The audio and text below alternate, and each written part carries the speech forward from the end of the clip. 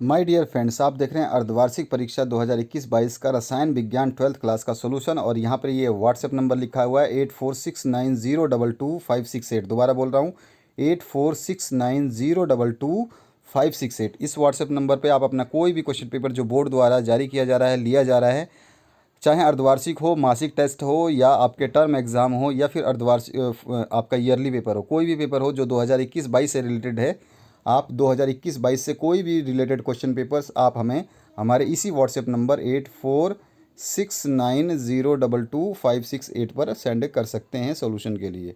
ठीक है, तो ये नंबर आप नोट कर लेना 8469022568। इस पे कोई भी एक्स्ट्रा मैसेज ना करें जिससे कि हमें परेशानी हो, केवल क्वेश्चन पेपर भेजने के लिए यह नंबर दिया जा रहा है। तो यहाँ पर ये व्हाट्सएप नंबर आप यूज़ कर सकेंगे क्वेश्चन पेपर सॉल्व कराने के लिए। पहले क्वेश्चन से स्टार्ट करते हैं और इसका कंप्लीट सॉल्यूशंस जो 30 क्वेश्चन है, 30 क्वेश्चंस के कंप्लीट सॉल्यूशंस हम इसमें देखेंगे। इसमें पहला क्वेश्चन है NaCl क्रिस्टल में Na+ आयन के चारों ओर कितने Cl- आयन उपस्थित रहते हैं? तो वो टोटल 6 रहते हैं। डी ऑप्शन इसमें करेक्ट हो जाएगा। सेकंड ऑप्शन है K4FeCN6 में Fe की ऑक्सीकरण संख्या कितनी है? तो वो 2 है, क्योंकि आपका इसमें 6 है और इसमें 4 है, तो यहाँ पे माइनस करेंगे तो आपके पास आ जाएगा 2। नेक्स्ट क्वेश्चन की बात करें तो यहाँ पर जो आपसे पूछा गया है, इसमें पूछा गया है एल्किल हैलाइड्स की क्रियाशीलता का घटता हुआ कौन सा क्रम है? तो इसमें सबसे पहले आपका ये वाला आएगा, फिर ये वाला आएगा और फिर ये वाला RCl जो है सबसे लास्ट में आएगा। इसके बाद नेक्स्ट क्वेश्चन की बात करते हैं। 4 नंबर क्वेश्चन है अमोनियम सिल्वर नाइट्रेट विलयन को कहते हैं, इसको क्या कहते हैं? तो टॉलेन अभिक्रिमक कहते हैं। ए ऑप्शन इसमें करेक्ट हो जाएगा। इसके बाद 5वां जो क्वेश्चन है, इसमें पूछा गया है क्यूमीन से फिनॉल बनाने की अभिक्रिया का समीकरण लिखना है। तो क्यूमीन आपका ये होता है, क्यूमीन जब टूटेगा तो ये आपका अलग से H2O के साथ में टूट करके आपको जो है फिनॉल देगा। और इस तरह से आपको क्या करना है, देखिए यहाँ पर ये वाला जो बॉन्ड है CH3COCH3, जो यहाँ पर आप देखेंगे इतना सारा बॉन्ड, ये वाला जो है ये पार्ट अलग होकर के यहाँ चला जाएगा, ठीक है। और ये वाला जो बचा हुआ OH वाला वो इसके साथ जुड़ा रहेगा और यहाँ आ जाएगा, ठीक है। तो इस तरह से ये अभिक्रिया होती है। आगे बढ़ते हैं नेक्स्ट क्वेश्चन की तरफ। नेक्स्ट जो 6 नंबर क्वेश्चन पूछा गया, इसमें पूछा गया अधिशोषण एक सतही घटना है, इस कथन का अर्थ आपको बताना है। वह घटना जिसमें किसी ठोस की सतह पर कुछ कण या अणु निक्षेपित हो जाते हैं या चिपक जाते हैं, इस घटना को अधिशोषण की घटना कहते हैं। अधिशोषण की घटना एक पृष्ठीय घटना है, क्योंकि अवशिष्ट बल केवल पृष्ठ पर ही होते हैं। क्यों होते हैं यह घटना पृष्ठ पे क्यों होती है? क्योंकि अवशिष्ट बल जो होते हैं वो पृष्ठ पे होते हैं, ठीक है, सरफेस पे होते हैं। अब आते हैं 7वें नंबर क्वेश्चन पे। 7वां है एक अभिक्रिया के वेग स्थिरांक की इकाई टाइम इनवर्स है, तो इस अभिक्रिया की कोटि क्या होगी? तो ये प्रथम कोटि की अभिक्रिया होगी। 8वां क्वेश्चन जो है मोलरता की इकाई बताइए, तो मोलरता की इकाई जो होती है मोल पर लीटर होती है, ठीक है। अगर आपको कोई भी समस्या है, कोई भी लगता है कि ऑप्शन में कोई मिस्टेक है कहीं भी, तो आप मुझे पूरे पेपर को देखने के बाद में कमेंट सेक्शन में कमेंट में बता सकते हैं, ताकि हमें भी पता चले कि हमने क्या मिस्टेक करी है। IUPAC नियमों के आधार पर आपको इसको सुव्यवस्थित नाम बताना है। तो इसका जो नाम हो जाएगा, एक इसका हो जाएगा hexa amine cobalt third chloride, ठीक है। ये इसका इंग्लिश में भी मैं नाम लिखा हुआ है। और इसका जो हो जाएगा, इसका हो जाएगा पेंटाकार्बोनिल आयरन, ठीक है, 0। तो ये पेंटाकार्बोनिल आयरन 0 हो जाएगा, ठीक है। तो ये 2 IUPAC नेम आपने देख लिए, A और B के।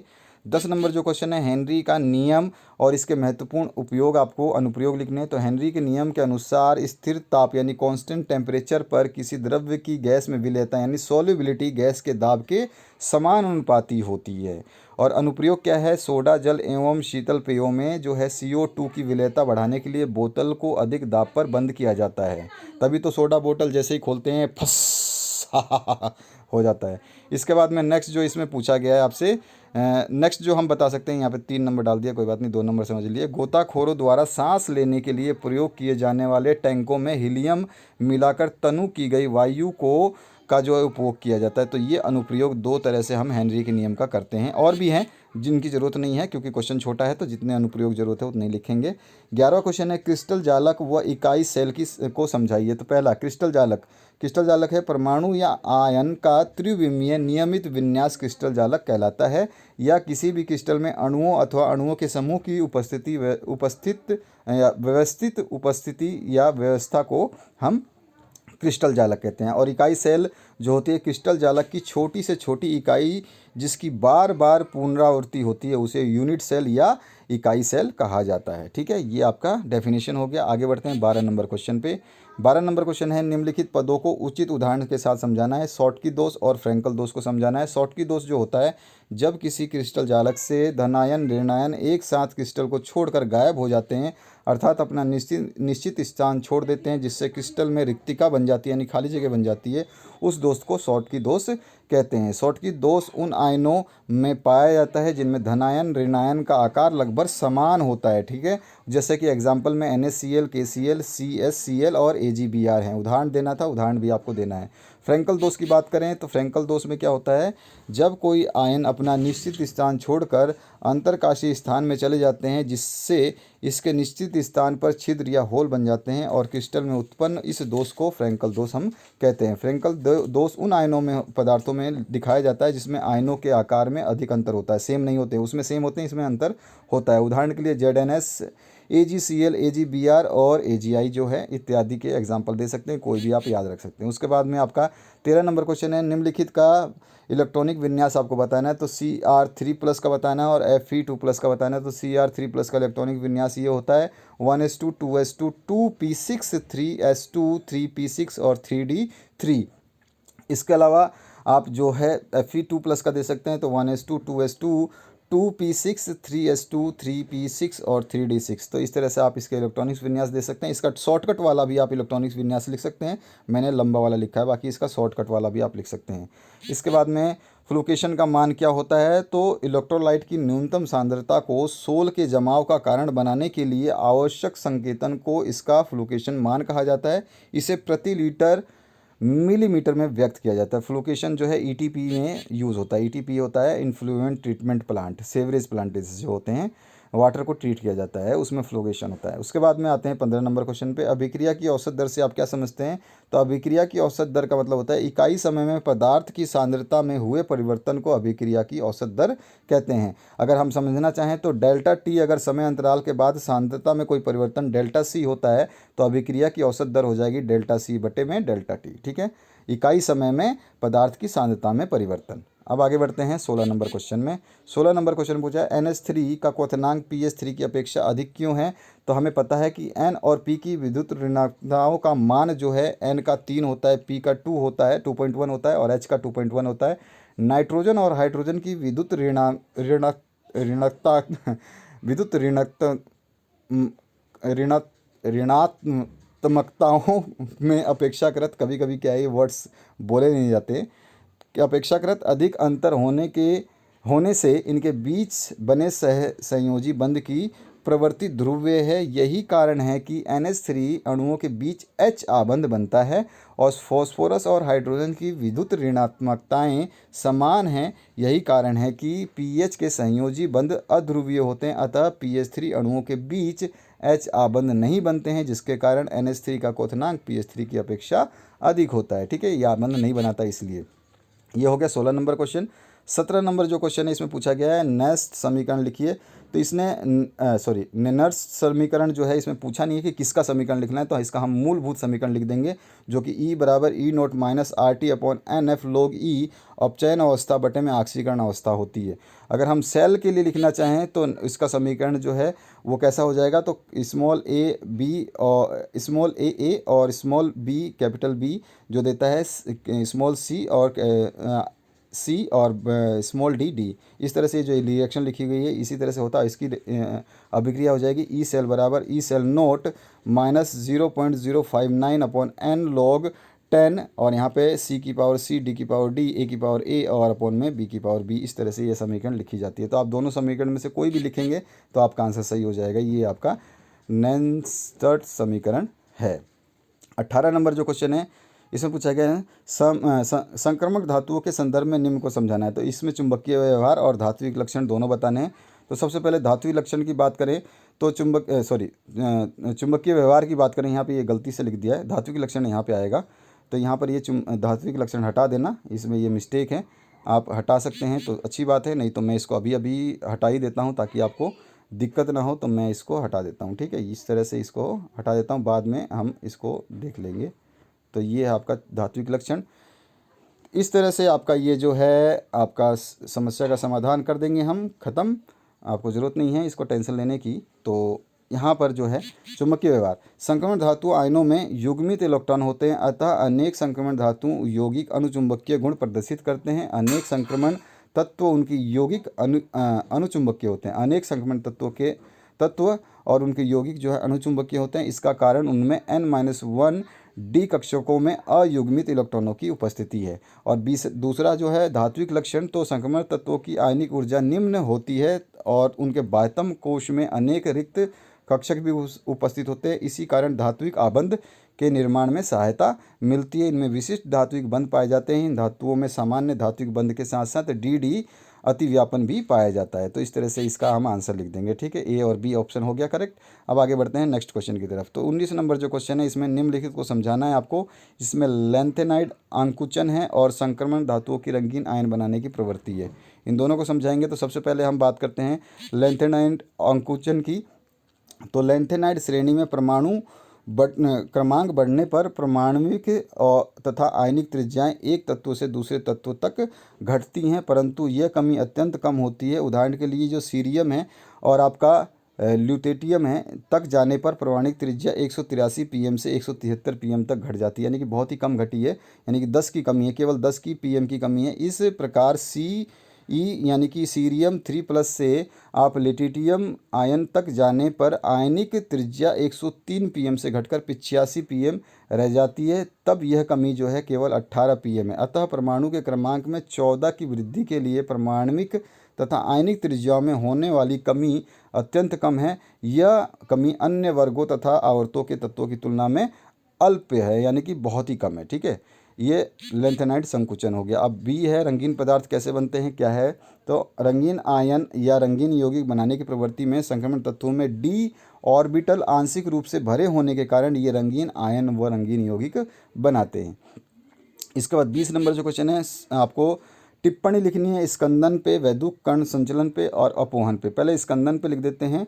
धातुओं जैसे सल्फाइड आदि के कोलाइड विलयन सीधे नहीं बन पाते। धातु का कोलाइड विलयन बनाने के लिए विशेष विधियां काम में ली जाती हैं, जैसे ऐसे विलयन में विद्युत अपघटन मिला देना आदि। मतलब किसी विलयन में विद्युत अपघटन, कोलाइड विलयन में कोलाइड कणों पर कुछ आवेश अवश्य उपस्थित रहता है जो सभी कोलाइड कणों पर समान प्रवृत्ति का होता है और परिक्षेपण माध्यम के कणों पर विपरीत आवेश होता है। इसलिए कुल कोलाइड विलयन विद्युत उदासीन रहता है। कोलाइड कणों में उपस्थित इन विद्युत आवेश के कारण ये कण आपस में एक दूसरे को प्रतिकर्षित करते रहते हैं और इस तरह से ये साथ संयुक्त नहीं हो सकते। लेकिन यदि किसी विधि द्वारा कोलाइड कणों के इस विद्युत आवेश को नष्ट कर दिया जाए तो कोलाइड आपस में संयुक्त हो जाते हैं और संयुक्त होने के बाद गुरुत्वाकर्षण बल के प्रभाव में ये कण नीचे बैठ जाते हैं या स्कंदित हो जाते हैं। इस तरह किसी भी विधि द्वारा कोलाइड कणों का पैंदे में बैठ जाना या एकत्रित हो जाना जो है स्कंदन कहलाता है। तो इसको अगर हम परिभाषित करें सिंपली वर्ड में, तो यहाँ पर सिंपल सा वर्ड में एक परिभाषा एक लाइन में लिख सकते हैं। किसी भी कोलाइड विलयन का अवक्षेप में परिवर्तन होने की प्रक्रिया स्कंदन कहलाती है। अब दूसरा पूछा था विद्युत कण संचालन।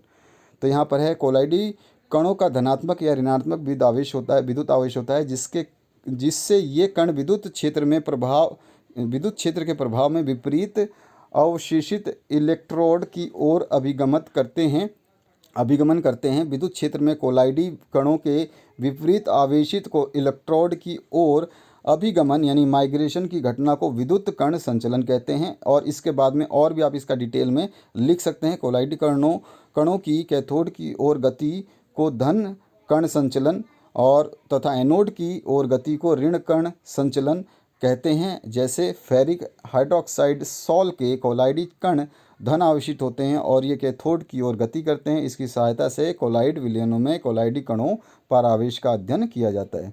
और तीसरा इसमें पूछा गया है अपोहन यानी कि डायलिसिस। तो यदि किसी लवण और स्टार्च के विलयन को सेलोफेन की थैली भरकर उसे अवसित जल में यानी कि आपका जो वो होता है आश्वित जल में लटका दिया जाए तो लवण के आयन सेलोफेन से होते हुए आश्वित जल में प्रवेश कर जाते हैं और स्टार्च थैली के भीतर रह जाता है। इस प्रक्रिया को अपोहन यानी डायलिसिस कहते हैं।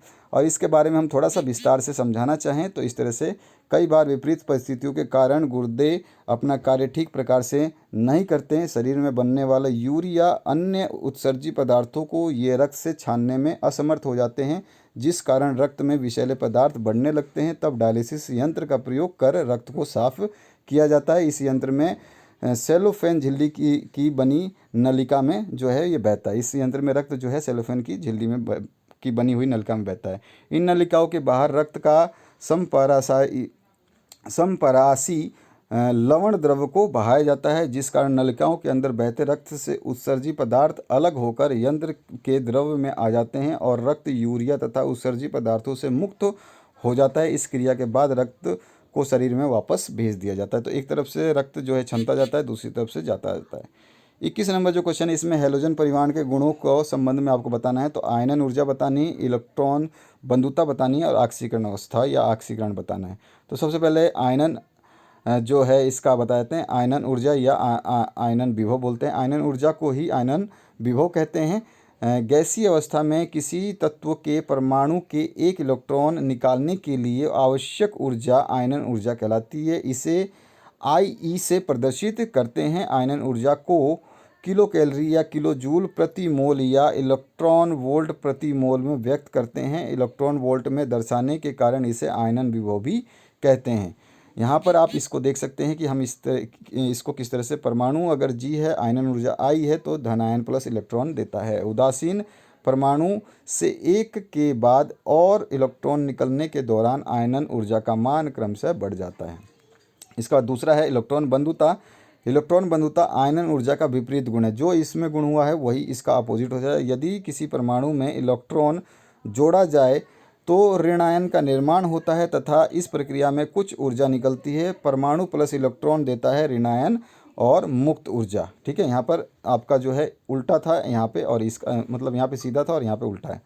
अतः गैसीय अवस्था में किसी परमाणु में एक इलेक्ट्रॉन को जोड़ने पर ऋणायन के बनने से मुक्त ऊर्जा इलेक्ट्रॉन बंधुता या अफिनिटी कहलाती है। ठीक है, इसके बारे में हम इस तरह से लिख सकते हैं। इसे EA से प्रदर्शित करते हैं। इलेक्ट्रॉन को भी इलेक्ट्रॉन वोल्ट या किलो जूल प्रति मोल में व्यक्त करते हैं और इस प्रथम इलेक्ट्रॉन बंधुता का मान जो है धनात्मक होता है, लेकिन जब ऋणायन में पुनः इलेक्ट्रॉन पाया जाता है तो ऊर्जा मुक्त नहीं होती वरन ऊर्जा देनी पड़ती है। अतः द्वितीय, तृतीय एवं आगे के इलेक्ट्रॉन बंधुता का मान ऋणात्मक होता है।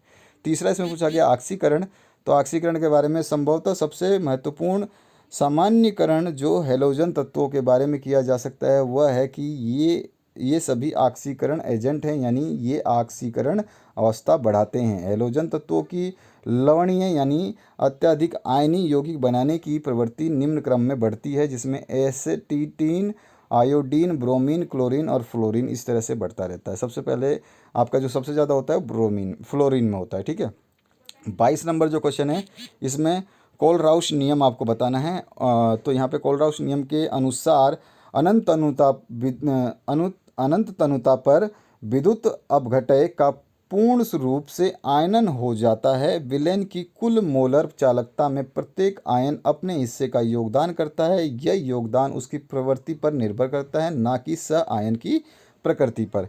उदाहरण के लिए हम दे सकते हैं, यहाँ पे 4 उदाहरण लिख सकते हैं। आप कोई भी एक उदाहरण आप लिखना चाहें तो लिख सकते हैं। NaCl का या KCl का और CaCl2 का और H2SO4 सल्फ्यूरिक एसिड का, किसी का भी आप लिख सकते हैं उदाहरण। B पार्ट जो इसमें पूछा गया है, निम्न सेल के मान सेल विभव की गणना आपको करनी है। तो यहाँ पे आपको दे रखा है जिसमें आपको 0.76 वोल्ट है और आपका इसका दे रखा है 0.34 वोल्ट। और जो इसको निकालने के लिए सिंपल सा है, ई सेल निकालने के लिए ई कैथोड में से ई एनोड को माइनस कर देते हैं।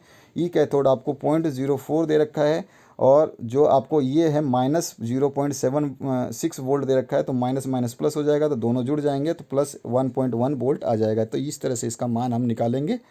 आगे बढ़ते हैं 23 नंबर क्वेश्चन पे। 23 नंबर है समपरासारी, अतिपरासारी, न्यून परासारी विलयन से आप क्या समझते हैं। तो सबसे पहले समपरासारी की बात करें तो समपरासारी जो है, जब दोनों विलयन की सांद्रता का मान समान हो तो दोनों विलयन के लिए परासर दाब का मान भी बराबर होगा। अतः वे विलयन जिनके लिए परासर दाब का मान समान हो उन्हें समपरासारी विलयन कहते हैं। माना दो विलयन है, पहले विलयन की सांद्रता C1 है, दूसरे की सांद्रता C2 है, तो यदि दोनों विलयन समपरासारी हैं तो C1 बराबर C2 होगा। साथ ही दोनों विलयन का परासर दाब का मान भी समान होगा। इस तरह से ये समपरासारी हो गए। अति परासारी की बात करें तो जिस विलयन का परासरण दाब का मान अपेक्षाकृत अधिक होता है ऐसे विलयन को अति परासारी विलयन कहते हैं। अर्थात अल्प परासारी विलयन का परासरण दाब निम्न होता है जबकि अति परासारी विलयन का परासरण दाब उच्च या अधिक होता है। अल्प परासारी जो है या न्यून परासारी बोलते हैं। जिस विलयन का परासरण दाब मान अपेक्षाकृत कम होता है उस विलयन को अल्प परासारी विलयन बोलते हैं। ठीक है, तो ये आपका सॉल्यूशन हो गया तीनों का। अब आते हैं बी पार्ट में। एक विलयन में 18 ग्राम C2H5OH और 120 ग्राम H2O उपस्थित है, तो H2O और C2H5OH का मोल अंश आपको ज्ञात करना है। हमें मोल अंश जो होता है, देखिए आंसर यहाँ लिखा है, यहाँ से शुरू है। मोल अंश जो होता है किसी भी एक यौगिक का वो होता है, अगर A यौगिक है तो Na/Na+Nb दोनों यौगिक को जोड़ दिया जाता है, और B का होगा तो Nb/Na+N। यहाँ पे यह A और यहाँ पे B आता है, बस बाकी नीचे सेम ही रहता है। और विलयन के समस्त अवयवों का मोल अंश अगर हम इन दोनों को जोड़ दें तो वो 1 के बराबर प्राप्त होता है। बस यही एक फार्मूला है।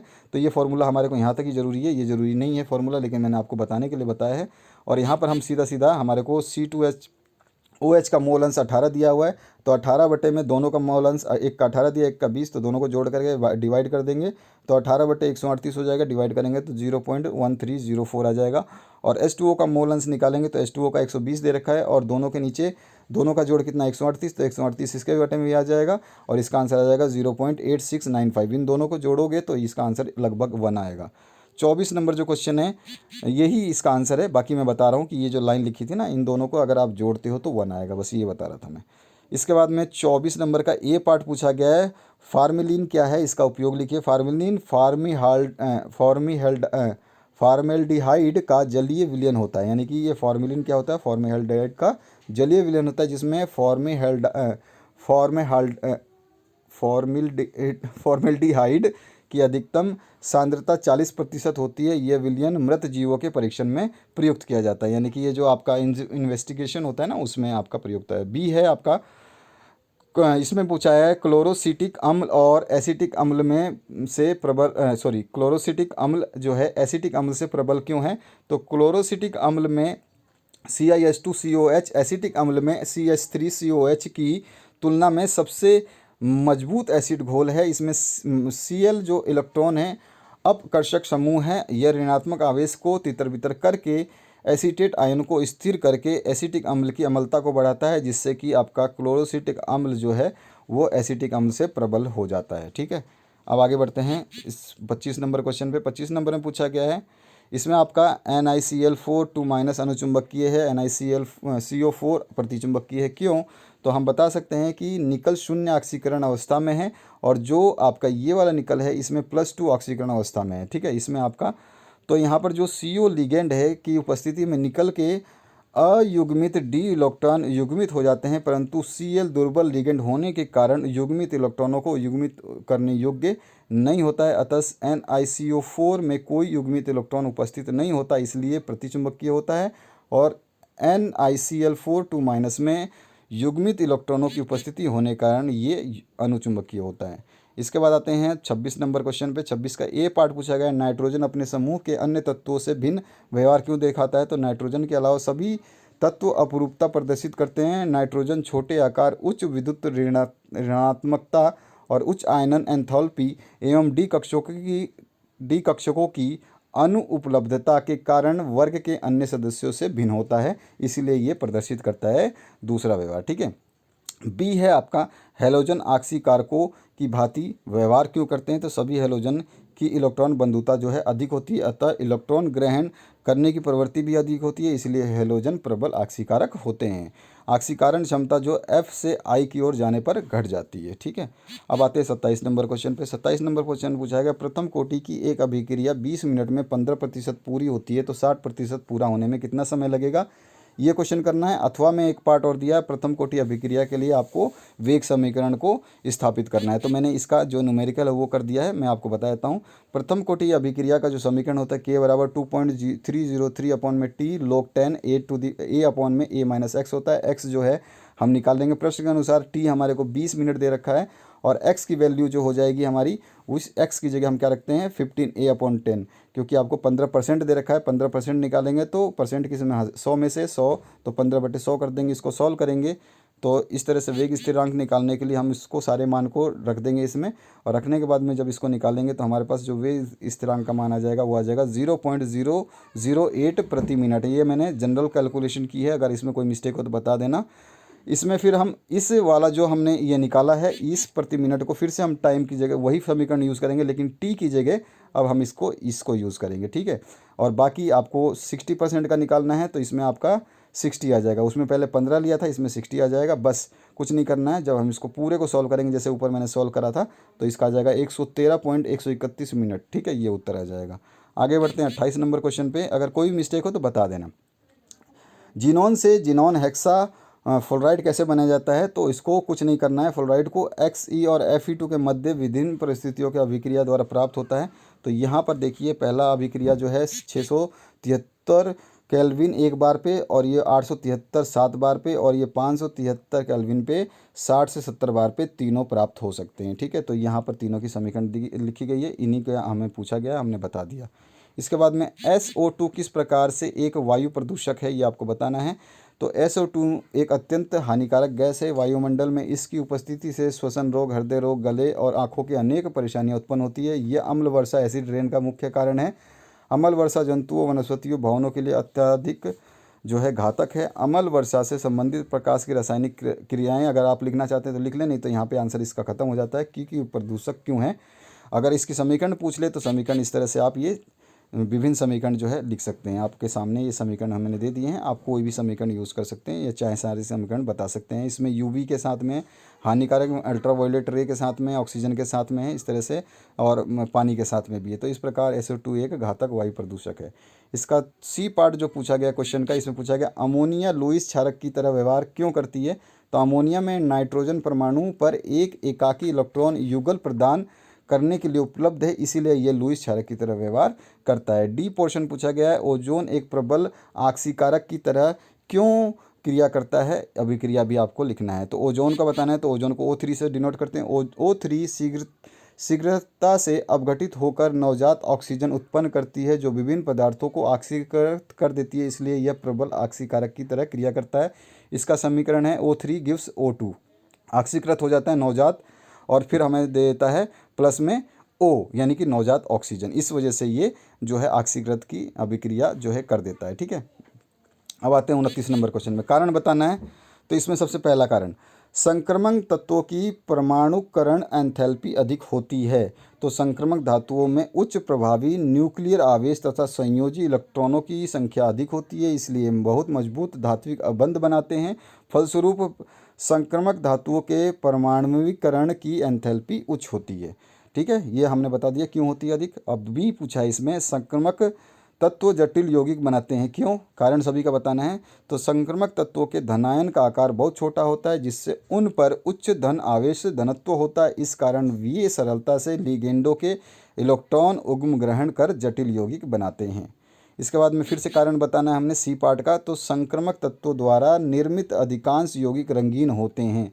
तो संक्रमक धातु आयनों का रंग अपूर्ण रूप से भरे हुए N-1 कक्षकों के कारण होता है। संक्रमक धातु आयनों में जिनमें अयुग्मित d इलेक्ट्रॉन हैं, इस इलेक्ट्रॉन का एक d कक्षक से दूसरे d कक्षक में संक्रमण होता है। इस संक्रमण के समय वे दृश्य प्रकाश के कुछ विकिरणों का अवशोषण करते हैं तथा शेष विकिरणों को रंगीन प्रकाश के रूप में उत्सर्जित कर देते हैं। अतः आयन का रंग उसके द्वारा अवशोषित रंग का पूरक यानी कंप्लीमेंट्री होता है।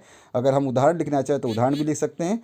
तो यहाँ पर उदाहरण आप CuH2O 6+2 आयन नीला दिखता है क्योंकि यह दृश्य प्रकाश के लाल रंग को इलेक्ट्रॉन के उत्तेजना के लिए अवशोषित करता है तथा इसके पूरक यानी नीले रंग को उत्सर्जित कर देता है। इसके बाद में फिर से एक कारण बताना है। अधिकांश संक्रमक तत्व तथा उसके यौगिक उत्प्रेरक की तरह कार्य करते हैं क्यों, तो इसका कारण बता सकते हैं। संक्रमक तत्व परिवर्ती संयोजकता प्रदर्शित करते हैं क्योंकि N-1 D यानी कि N-1 D कक्षक जो है तथा NS कक्षक के इलेक्ट्रॉनों की ऊर्जा में बहुत अधिक अंतर नहीं होता है, जिससे D कक्षक के इलेक्ट्रॉन भी संयोजी इलेक्ट्रॉन का कार्य करते हैं। इन तत्वों में Mn अधिकतम परिवर्ती संयोजकता जो है प्रदर्शित करता है।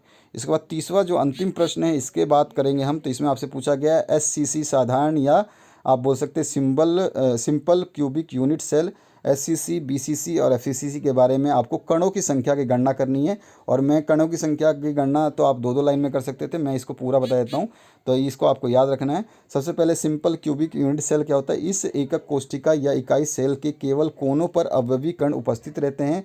माना अवयवी कण परमाणु है तो हम कह सकते हैं कि यह कि आद्य घनीय एकक कोशिका में सभी कोनों पर परमाणु उपस्थित हैं। चूंकि घन के 8 कोने होते हैं, आप सभी को पता होगा, और प्रत्येक कोने पर अवयवी कण परमाणु उपस्थित हों हैं तो आद्य घनीय एकक कोशिका के सभी कोनों पर एक एक परमाणु उपस्थित हैं, अर्थात 8 परमाणु उपस्थित होंगे। क्योंकि 8 घन के कोने हैं तो 8 परमाणु होंगे। कोनों पर उपस्थित अवयवी कणों की सहभागिता 1/8 होती है। इसमें कोनों पर कुल 8 अवयवी कण होते हैं। अतः एकक कोशिका में कुल परमाणुओं की संख्या बराबर हो जाएगी 1/8 गुणा 8। तो 1/8 गुणा 8 करोगे तो 8 से 8 कट जाएगा, यानी कि 1 इसका आंसर आ जाएगा। एक कणों द्वारा घेरा गया आयतन जो है वो 52.4% होता है तथा खाली तथा रिक्त आयतन जो है 47.6% होता है। और आपका जो है आपका सिंपल क्यूबिक सेल यूनिट का डायग्राम जो है आप इस तरह से प्रदर्शित कर सकते हैं। आप देख लीजिए, आप चाहें तो इस तरह से प्रदर्शित कर सकते हैं, याद रखना है आपको। इसके बाद में आपको बीसीसी पूछा है। बीसीसी में इस प्रकार के घनीय एकक कोशिका में 8 परमाणु इसके कोनों पर उपस्थित रहते हैं तथा एक परमाणु केंद्र पर स्थित रहता है। ठीक है, 8 तो हो गए कोने पर, एक कोनों पर उपस्थित परमाणु की सहभागिता 1/8 होती है और केंद्र में स्थित परमाणु पर पूर्ण सहभागिता होती है, अर्थात सहभागिता का जो मान होता है वो पूरा का पूरा 1 होता है। अतः एकक कोशिका में कुल परमाणुओं की संख्या बराबर कोनों के परमाणुओं की सहभागिता प्लस केंद्र के परमाणुओं की सहभागिता, यानी कि 1/8 गुणा 8 प्लस में 1, यानी कि 1 + 1 बराबर 2 हो जाएगी। 1/8 गुणा 8 प्लस 1, तो 8 से 8 कैंसिल, यानी कि 1 + 1 बराबर 2। तो अतः अंतः केंद्रीय घनीय एकक कोशिका में कुल परमाणुओं की संख्या कितनी होती है? 2 होती है। और एकक कोशिका में अवयवी कणों का द्वारा जो घेरा गया आयतन वो 68% होता है और रिक्त का आयतन 32% होता है। ठीक है, इसके बाद में बीसीसी का ये डायग्राम आप इस तरह से बना सकते हैं। आप देख लीजिए, सारे कोनों पर 8 आपके कोने पर है और एक सेंटर में है। ठीक है, अब आगे बढ़ते हैं तीसरे क्वेश्चन पे। फलन यानी कि एफसीसी की बात करें, face centered cubic cell unit में, तो इस प्रकार की एकक कोशिका में 8 परमाणु इसके कोनों पर उपस्थित होते हैं तथा 6 परमाणु इसकी सभी 6 फलकों पर स्थित होते हैं। फलक मतलब जो साइड्स हैं उसकी बात, अर्थात इस प्रकार की एकक कोशिका में अवयवी कण इसके सभी कोनों और फलकों पर उपस्थित होते हैं। अगर कोनों पर उपस्थित अवयवी कणों के मान जो है हमें पता है 1/8 सहभागिता रहती है, अतः कोनों पर उपस्थित सभी परमाणुओं की सहभागिता का कारण परमाणु जो है 1/8 गुणा 8 बराबर 1 होगा तथा फलक पर स्थित अवयवी कणों की सहभागिता या हिस्सा जो है 1/2 होता है। यानी कुल 6 फलकों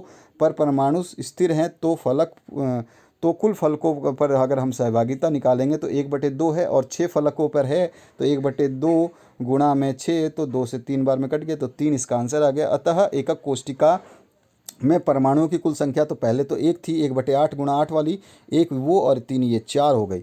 तो फलक केंद्रीय घनीय कोशिका में अवयवी कणों का जो घेरा गया आयतन है वो 74% और रिक्त आयतन जो है आपका 26% होता है। और इस तरह से आप फेस सेंटर्ड क्यूबिक सेल का जो है डायग्राम बता सकते हैं, जिसमें आपके सतह पर जो आपका देखिए इधर आपका 1 है, इधर इसके साइड में 1 है, 2, एक पीछे वाले पे 3, एक ऊपर वाले पे 4, इधर वाले पे 5 और नीचे वाले पे 6। यानी कि आपके कितने सतह होते हैं? अगर कोई भी चीज़ आप उठा लो, आपका मोबाइल है तो उस सतह को देखोगे, 1 मिनट देखो, मैं आपको इस तरह से बना देता हूँ। तो इसमें सतह कितनी हो गई? तो देखिए एक सतह ये हो गई, इसके सामने इस साइड में एक सतह होगा 2, ये सतह सामने वाला 3 और इसके पीछे वाला 4, एक ऊपर 5 और एक नीचे वाला 6, तो 6 सतह हो गई। तो 6 सतह पे एक एक ये होते हैं, तो टोटल मिला के आपके कितने हो गए? 4। तो इस तरह से हम इस पूरे क्वेश्चन पेपर का सॉल्यूशन देख चुके हैं। लाइक शेयर सब्सक्राइब करना बिल्कुल भी ना भूलें। लाइक करने से हमारा मनोबल बढ़ता है ताकि हम आपके क्वेश्चन पेपर्स को बढ़िया से बढ़िया तरीके से सॉल्व कराते रहें। हमारा चैनल आपको सभी को पता है, और सभी सब्जेक्ट के सॉल्यूशंस के लिए डिस्क्रिप्शन बॉक्स में आपकी जो प्लेलिस्ट है उसको आप विजिट कीजिए, आपको सब कुछ मिल जाएगा। कोई भी दिक्कत है, कोई भी समस्या है, कोई भी परेशानी है, कोई प्लेलिस्ट नहीं मिल रही, कोई वीडियो नहीं मिल रहा, तो उसके लिए संयम रखिए और आप कमेंट सेक्शन में कमेंट करना बिल्कुल ना भूलें। चैनल पर नए हैं तो सब्सक्राइब करके बेल आइकन क्लिक कर दीजिए, जब भी आपका वीडियो अपलोड होगा आपको नोटिफिकेशन मिल जाएगी। अपने दोस्तों के साथ शेयर करना बिल्कुल भी ना भूलें। बहुत बड़ा वीडियो मैंने बना दिया और ये पूरा का पूरा क्वेश्चन पेपर आपको सॉल्व करा दिया, तो आशा करता हूँ इस वीडियो से आप लोगों को हेल्प मिलेगी। बने रहिए इस चैनल के साथ में और शेयर करते रहिए और बढ़ते रहिए और पढ़ते रहिए। Thank you very much. आपके हाफ ईयरली के एग्ज़ाम के पेपर सारे सॉल्व करा रहा हूँ और इसी तरह से आपके फाइनल ईयर के एग्ज़ाम के सारे क्वेश्चन पेपर सॉल्व कराऊंगा। Thank you very much. Have a good day.